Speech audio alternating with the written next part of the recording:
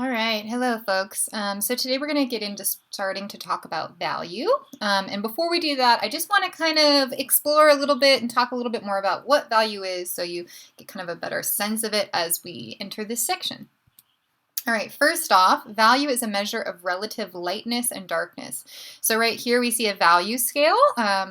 Light values are on the left, darker values are on the right, but all of them are considered value. So it's anywhere between white and black and gray.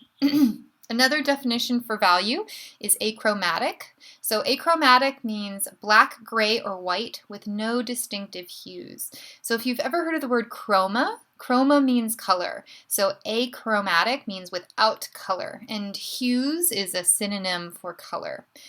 So black, gray, or white, basically no color is what we're looking at with gray. Value contrast, the relationship between areas of dark and light.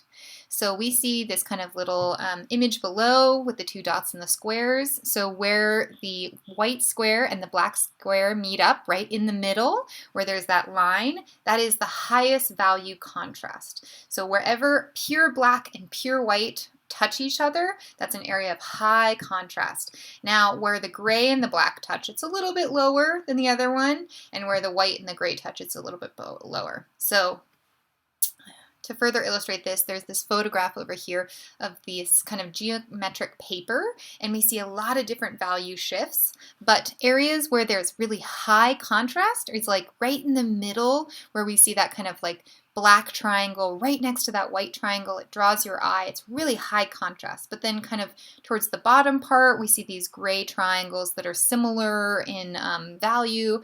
So that's going to be a low contrast. So just to define that a little bit more. All right, chiaroscuro.